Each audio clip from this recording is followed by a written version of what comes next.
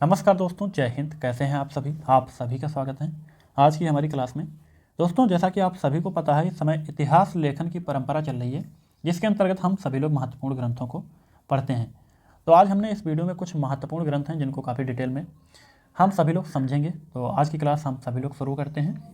देखिए, पहले हम लोग पढ़ेंगे दोस्तों गारसादा तासी को। किसको पढ़ेंगे? गारसादा तासी को पढ़ेंगे। तो इनका कौन सा ग्रंथ है दोस्तों, और उस ग्रंथ के बारे में जो भी महत्वपूर्ण जानकारी है, हर एक चीज़ को हम सभी लोग कवर करेंगे।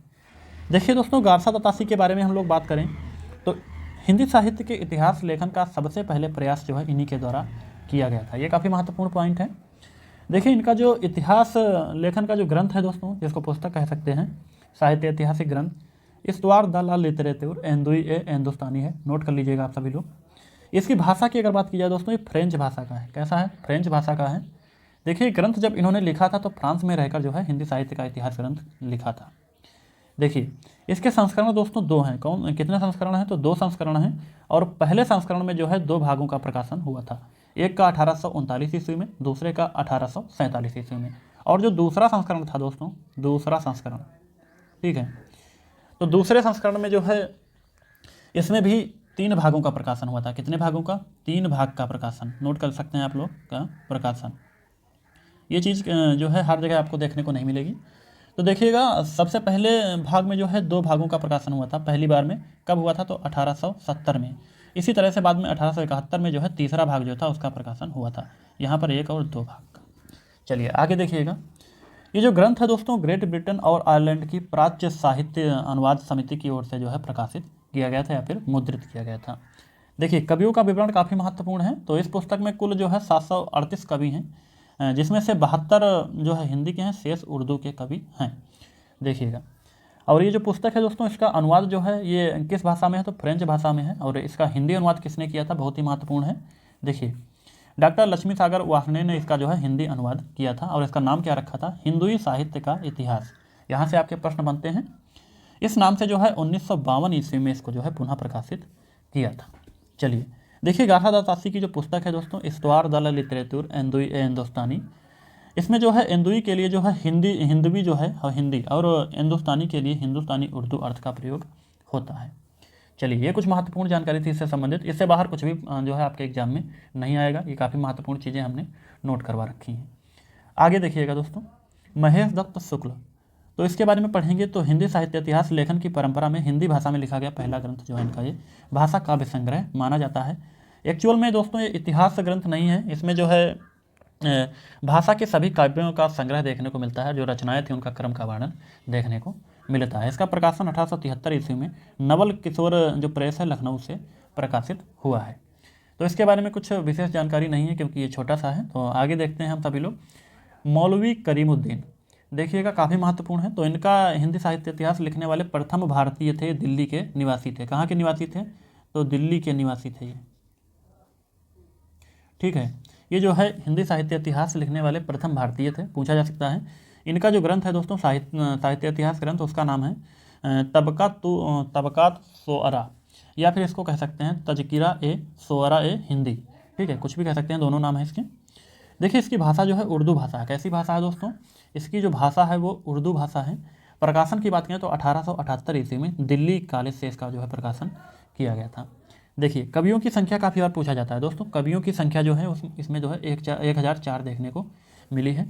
इसकी भाषा देखिएगा तो फारसी भाषा में ये जो है लिखा गया है। किस भाषा में? तो ये फारसी भाषा में लिखा गया है। देखिए, इसमें जो है प्रथम बार कालक्रम पर ध्यान दिया गया, परंतु नामकरण का प्रयास नहीं किया गया। ये काफ़ी महत्वपूर्ण पॉइंट है। इसमें प्रथम बार जो है कालक्रम पर ध्यान दिया गया है। चलिए आगे देखिएगा। शिव सिंह सेंगर, इनका जो इतिहास ग्रंथ है दोस्तों, शिव सिंह सरोज, काफ़ी महत्वपूर्ण है। देखिएगा, इसके बारे में डिटेल में बात करेंगे। तो इसका प्रकाशन 1883 ईस्वी में जो है लखनऊ विद्यालय के सहयोग से हुआ है, ठीक है। आगे देखिएगा, प्रथम संस्करण इसका जो है 1883 ईस्वी में, द्वितीय संस्करण 1888 ईस्वी में जो है प्रकाशित हुआ है। देखिए, कवियों की संख्या की बात करें तो 838 कवि इसमें जो है देखने को मिलेंगे। 838 कवियों का दोस्तों इसमें जो है काव्य संग्रह देखने को मिलेगा। इनका काव्य संग्रह। और एक महत्वपूर्ण चीज़ है इसमें जो है, आप सभी को 1003 कवि भी देखने को मिलेंगे। तो 1003 कवियों का परिचय भी इसमें है, ठीक है, परिचय है। तो आपके अगर एग्जाम में ऑप्शन 1003 मिलेगा तो ये भी सही होगा, लेकिन दोनों ऑप्शन एक साथ में नहीं होंगे। देखिए दोस्तों, इसमें ये चीज़ है कि 1003 कवि जो हैं, तो 1003 कवियों का जो है संक्षिप्त परिचय दिया गया है। इनका जो है संक्षिप्त परिचय दिया गया है, संक्षिप्त परिचय। और बाकी बात करें अगर हम सभी लोग 838 जो कवि हैं, इनका जो है काव्य संग्रह का भी वर्णन किया गया है। उम्मीद है आप सभी लोग अच्छी तरह से समझ चुके होंगे। देखिए, इसमें वर्णानुक्रम पद्धति का प्रयोग किया गया है। दोस्तों, इसमें जो है वर्णानुक्रम पद्धति का प्रयोग किया गया है। तो वर्णानुक्रम पद्धति क्या है, इसके बारे में बात कर लेते हैं। तो वर्णानुक्रम जो पद्धति है दोस्तों, इसमें जो लिखा जाता है, इसमें कवि के जो नाम होते हैं उसके प्रथम अक्षर को आधार बनाकर जो है इतिहास लेखन का कार्य किया जाता है। तो ये वर्णानुक्रम पद्धति आपकी कहलाती है। देखिए, नामकरण और काल विभाजन का अभाव, इसमें नामकरण और काल विभाजन का अभाव, काल का विभाजन नहीं किया गया, नामकरण भी जो है कालों का नहीं किया गया। तो ये दो चीज़ें इसमें मिस हैं। ठीक है, ये सभी विशेषताएं आप सभी लोग देख सकते हैं। प्रश्न यहीं से आपके बनेंगे। देखिए, इससे पूर्व किसी भी ग्रंथ में इतने कवियों का जीवन परिचय नहीं दिया गया। इसमें कितने कवियों का दिया गया, तो 838 कवियों का जो है काव्य संग्रह भी दिया गया है, जबकि 1003 कवियों का इसमें संक्षिप्त जो है परिचय भी दिया गया है। तो कहा गया है इससे पूर्व किसी भी ग्रंथ में इतने कवियों का जीवन परिचय नहीं दिया गया, इसलिए इसे जो है हिंदी साहित्य के इतिहास का प्रथम बिंदु भी कहते हैं। बहुत ही महत्वपूर्ण पॉइंट है दोस्तों, क्या कहते हैं, हिंदी साहित्य के इतिहास का प्रथम बिंदु भी कहते हैं। चलिए आगे बढ़ते हैं। अगला हमारा है ग्रियर्सन। देखिए दोस्तों, ग्रियर्सन को भी पढ़ लेते हैं। तो इनकी पुस्तक है the modern vernacular literature of Hindustan. इसका प्रकाशन देख लीजिएगा। इसका प्रकाशन क्या है देखिए, तो ये जो है सन 1888 ईस्वी में एशियाटिक सोसाइटी ऑफ बंगाल की पत्रिका, काफ़ी बार यहाँ से प्रश्न पूछा गया है दोस्तों, तो नोट कर सकते हैं कि विशेषांक के रूप में इसका प्रकाशन हुआ है। ठीक है, मेरी जो ऑब्जेक्टिव वाली क्लास चल रही थी उसमें भी ये प्रश्न आया था, हमें याद है। तो ये बहुत ही महत्वपूर्ण चीज़ें हैं। देखिए, भाषा की बात करें तो ये पुस्तक अंग्रेजी भाषा में लिखी गई है। इसकी भाषा कैसी है, तो अंग्रेजी भाषा है। ठीक है, और विषय की बात करें तो केवल हिंदी के विषय, यानी कि इसमें जो वर्णन हुआ है दोस्तों, केवल हिंदी के जो कवि हैं उन्हीं का वर्णन हुआ है। और कवियों की संख्या देखिएगा तो 952 कवि हैं इसमें, सभी हिंदी के हैं। ठीक है, सभी हिंदी के हैं, जबकि अंग्रेजी विद्वान हैं, लेकिन इसमें जो है इन्होंने हिंदी के कवियों का ही वर्णन किया है। तो देखते हैं दोस्तों, डॉक्टर किशोरीलाल गुप्त ने इसका जो है हिंदी अनुवाद भी किया है। यह काफ़ी महत्वपूर्ण पॉइंट है। किशोरीलाल गुप्त ने इसका हिंदी अनुवाद किया है, तो किस नाम से किया है, हिंदी साहित्य का प्रथम इतिहास जो है शीर्षक के नाम से 1957 ईस्वी में किया है। कब किया है, तो 1957 ईस्वी में किया है। बहुत बार आपको 1958 देखने को मिलेगा, मैंने भी देखा है। दोनों ऑप्शन एक साथ में नहीं होंगे, ठीक है ना, 1957 58 दिमाग में बिठा लीजिएगा, एक ही देखने को मिलेगा। तो बहुत सारी जगह हमने 57 भी देखा है और 58 भी देखा है। चलिए आगे देखते हैं। विशेषताओं की बात करें दोस्तों, तो नामकरण और काल विभाजन करने वाला यह पहला ग्रंथ है। पूछा जा सकता है कि पहला ग्रंथ कौन सा है जिसमें नामकरण और काल विभाजन किया गया है, तो आप सभी लोग आसानी से बता सकते हैं। देखिए, कालानुक्रम पद्धति का इसमें प्रयोग किया गया है। किस पद्धति का, कालानुक्रम पद्धति का प्रयोग किया गया है। ठीक है, इसमें संस्कृत मिश्रित प्राकृत और अरबी फारसी मिश्रित उर्दू को जो है प्रस्तुत नहीं किया गया है। लेखकों और कवियों का काल क्रमानुसार वर्गीकरण करते हुए उनकी प्रवृत्तियों को स्पष्ट करने का प्रयास किया गया है। कालानुक्रम जैसे कि उनके काल के हिसाब से जो है इसमें चीज़ों को रखा जाता है, तो ये कालानुक्रम पद्धति आपकी कहलाती है, समय के हिसाब से। ठीक है, कौन सा कवि किस समय का है, तो उसकी जो रचनाएं हैं उनको उसी हिसाब से जो है रखा जाता है। देखिए, मिश्र बंधु को पढ़ते हैं, तो ये भी कुछ खास नहीं है। मिश्र बंधु, इनकी जो मिश्र बंधु विनोद रचना है दोस्तों 4 भागों में प्रकाशित है, इतना देख लीजिएगा। और मिश्र बंधु में जो है 3 लोग हैं, श्याम बिहारी मिश्र, सुखदेव बिहारी मिश्र और गणेश बिहारी मिश्र। तो 3 लोग हैं, इनको संयुक्त रूप से जो है मिश्र बंधु का नाम दिया गया है। ये सारी चीज़ें हैं, कुछ खास नहीं है। देखिए, प्रकाशन देख लीजिएगा। इसका प्रकाशन जो है 3 भागों का प्रकाशन सर्वप्रथम 1913 ईस्वी में हुआ था। जो चौथा भाग बचा था उसका प्रकाशन 1934 ईस्वी में जो है हुआ था। बस इतनी चीज़ है इससे संबंधित। आगे देखिएगा, कवियों की संख्या भी इसमें देख लेते हैं हम सभी लोग मिश्र बंधु विनोद में। तो 4951 कवियों का जीवन वृत्तांत का संग्रह इसमें देखने को मिलता है। बहुत बार प्रश्न हमने पढ़ाया है, तो उसमें लगभग 5000 पूछा गया है, लेकिन एग्जैक्ट यहाँ पर 4951। ठीक है, यहाँ पर थोड़ा सा गलत है दोस्तों, देखिएगा 4951 नहीं, 4591 है शायद। ठीक है, कितना है, 4591 है। आगे देखिएगा, आचार्य रामचंद्र शुक्ल ने कहा है कि कवियों का जो परिचयात्मक विवरण है मैंने प्राय मिश्र बंधु विनोद से लिए हैं। काफ़ी महत्वपूर्ण है। देखिए, इसकी कुछ अन्य विशेषताएं हैं, जैसे कि कवियों के जो जीवन चरित्र के वर्णन के साथ साथ उनके साहित्यिक के विविध जो अंग हैं उन पर भी प्रकाश जो है डाला गया है। देखिए, अनेक अज्ञात कवियों को भी इसमें शामिल करके जो है उनके साहित्यिक जो महत्व है उस पर प्रकाश डाला गया है। इस तरह के कुछ महत्वपूर्ण चीज़ें हैं। देखिए, गेरसन की पद्धति का अनुसरण करते हुए इसमें प्रत्येक कवि को एक सुनिश्चित संख्या जो है प्रदान की गई है। वह मिलने वाले नए कवियों को समावेश उचित स्थान दिया गया है। ये सभी काफ़ी महत्वपूर्ण इसकी जो है विशेषताएं हैं। चलिए आगे देखते हैं। रामचंद्र शुक्ल, तो ये काफ़ी महत्वपूर्ण है। इनका जो हिंदी साहित्य का काल विभाजन इन्होंने जो है किया है, तो हिंदी साहित्य का इतिहास जिसका नाम है 1929, तो ये सबसे जो है स्पष्ट और सबसे प्रामाणिक माना जाता है हिंदी साहित्य का काल विभाजन। ये चीज़ आप लोग देख लीजिएगा। तो जो उनकी पुस्तक है दोस्तों, पुस्तक का नाम है हिंदी साहित्य का इतिहास। क्या नाम है? हिंदी साहित्य का इतिहास। 1929 में इसका प्रकाशन जो है हुआ है। ठीक है, देखिए प्रकाशन को हम लोग पढ़ते हैं। तो शुक्ल का इतिहास जो है मूलतः नागरी प्रचारणी सभा द्वारा, देखिएगा ये भी पूछा गया है काफ़ी बार, किस सभा द्वारा? नागरी प्रचारणी सभा द्वारा प्रकाशित हिंदी शब्द सागर की भूमिका के रूप में। किसकी भूमिका के रूप में? यहाँ से प्रश्न आपके खूब बनते हैं, हिंदी शब्द सागर की भूमिका में।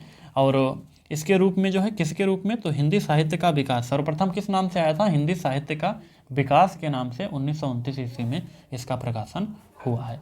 ये काफ़ी महत्वपूर्ण चीज़ है। दूसरा पॉइंट देखिए, कवियों और लेखकों की संख्या को हम लोग देखेंगे तो 1000 कवियों से लेकर के 1000 कवि जो है उनका वर्णन किया गया है और 900 वर्षों का इतिहास प्रस्तुत किया गया है, जिसे 4 भागों में जो है विभाजित किया गया है। अब 4 भाग बताने की जरूरत नहीं है, आप सभी को लगभग पता होगा। चलिए आगे देखते हैं, विशेषताओं की बात करते हैं। तो समाज व साहित्य की परंपराओं के मध्य सामंजस्य स्थापित करने वाला पहला इतिहास है, ये इसकी विशेषता है। देखिए, पहली बार लेखकों के बजाय उनकी रचनाओं के साहित्यिक मूल्यांकन को महत्व दिया गया है। दोहरे नामकरण की प्रवृत्ति सर्वप्रथम शुक्ल जी ने शुरू किया। दोहरा नामकरण आप सभी लोग पता होगा, दूसरा नाम जो है हर एक चीज़ को इन्होंने दिया है। चलिए आगे देखिएगा, जो काल है उनका भी दूसरा नाम इन्होंने दोहरा नामकरण किया है। काल विभाजन के लिए युगीन प्रवृत्ति को महत्व दिया गया है। गारसा दतासी और जो मौलवी कमरुद्दीन है, इनका उल्लेख इन्होंने हिंदी साहित्य के इतिहास अपने ग्रंथ में नहीं किया है। चलिए आगे देखिए, हिंदी साहित्य की शुरुआत जो है प्राकृत भाषा हिंदी से माना गया है। इनके अनुसार सिद्धनाथ और जैन साहित्य को अपभ्रंश में इन्होंने रख दिया है, इनको ज़्यादा महत्व नहीं दिया है। सिद्धों को, नाथों को और जैन साहित्य को जो है इन्होंने अपभ्रंश में रखा है। पूछा जा सकता है कहाँ रखा है, किस श्रेणी में रखा? तो जो है अपभ्रंश में रखा है। देखिए, रीतिकाल को परंपरा से जोड़ने का कार्य इन्होंने किया है। रीतिकाल को जो है परंपरा से जोड़ने का इन्होंने कार्य किया है। तो ये कुछ महत्वपूर्ण चीज़ें थी, आप सभी लोग देख चुके हैं। एडविन ग्रीव्स को देखेंगे हम सभी लोग, एडविन ग्रीव्स को देखेंगे। ए स्केच ऑफ हिंदी लिटरेचर इनका ग्रंथ है, एडविन ग्रीव्स। देखिए, इस नाम से हिंदी साहित्य का एक संक्षिप्त इतिहास लिखा, जिसका प्रकाशन 1917 ईस्वी को किया गया है। देखिए, इसकी भाषा है अंग्रेजी भाषा है। तो हिंदी साहित्य के इतिहास को इसमें 5 भागों में जो है विभाजित किया गया था। कुछ इतनी महत्वपूर्ण जानकारी इससे संबंधित देख लीजिएगा। ठीक है, आगे बढ़ते हैं। तो हजारी प्रसाद द्विवेदी, ये काफ़ी महत्वपूर्ण है दोस्तों। इनके ग्रंथ पहले देखेंगे तो 3 ग्रंथ हैं, 1, 2, 3। हिंदी साहित्य की भूमिका है, हिंदी साहित्य की भूमिका 1940। हिंदी साहित्य का उद्भव और विकास 52। हिंदी साहित्य का आदिकाल 1952। चलिए आगे देखते हैं दोस्तों। इन्होंने ईसवी सन के बजाय सदी को काल विभाजन का आधार माना। इनका जो काल विभाजन है दोस्तों, ईसवी सन के हिसाब से नहीं है, सदी के हिसाब से इन्होंने काल का विभाजन किया है। बहुत ही महत्वपूर्ण चीज़ें हैं, ये चीज़ों पर आप लोग जो है फोकस करेंगे। और वीरगाथा काल को आदिकाल का नाम इन्होंने दिया था। वीरगाथा काल को आदिकाल का नाम किसने दिया था? तो हजारी प्रसाद द्विवेदी ने दिया था। इन्होंने हिंदी साहित्य को परंपरा के साथ स्थापित किया है। ठीक है, चलिए आगे देखते हैं। तो डॉक्टर रामकुमार वर्मा, इनकी पुस्तक है दोस्तों हिंदी साहित्य का आलोचनात्मक इतिहास 1938 ईस्वी। देखिए, डॉक्टर रामकुमार वर्मा ने अपने इतिहास ग्रंथ में 693 ईस्वी से 1693 ईस्वी तक की कालावधि, यानी संधि काल से लेकर के जो भक्ति काल तक की अवधि को ही माना है। यहाँ से प्रश्न आपका काफ़ी बार पूछा गया है कि कौन से जो है लेखक हैं जिन्होंने भक्ति काल तक ही जो है अपना इतिहास ग्रंथ में रचना किया है। जो चीज़ें हैं वो भक्ति काल तक ही सीमित रखी हैं, तो डॉक्टर रामकुमार वर्मा हो जाएगा आपका। डॉक्टर रामकुमार वर्मा ने अपने ग्रंथ को संपूर्ण जो है ग्रंथ को 7 प्रकरण में विभक्त किया है। वर्मा ने स्वयंभू को हिंदी का पहला कवि माना है। किसको माना है? इन्होंने जो है स्वयंभू को हिंदी का पहला कवि माना है। तो कुछ महत्वपूर्ण चीज़ें थी, ये कुछ महत्वपूर्ण हमको ग्रंथ लगे थे जिनके बारे में डिटेल में हमने सोचा कि बताया जाए। तो हो सकता है ऐसी और भी वीडियो आएंगी जिसमें कुछ और महत्वपूर्ण ग्रंथ होंगे, तो उनको भी इसी तरह से डिटेल में पढ़ाया जाएगा। तब तक के लिए जय हिंद, जय भारत। आप सभी लोग चैनल पर बने रहें और क्लास आपको निरंतर मिलती रहेंगी। कुछ लोग कह रहे थे कि जो क्लास है इनका PDF कहाँ पर मिलता है, तो PDF के लिए मैं बता रहा हूँ दोस्तों, एक व्हाट्सअप नंबर आपको दिया जा रहा है। ये व्हाट्सअप नंबर है 72 33 84 33 52। इस नंबर पर व्हाट्सअप मैसेज करेंगे, आपको PDF वहीं पर प्रोवाइड करा दिया जाएगा। दोस्तों आप सभी लोग इस पर जो है कोई कॉल सुविधा नहीं है, सिर्फ मैसेज कर सकते हैं, तो वहाँ पे आपको प्रोवाइड जो PDF है, हर एक क्लास की PDF मिल जाएगी। तो आज के लिए बस इतना ही। तब तक हम सभी लोग जो है अगली क्लास में मिलेंगे।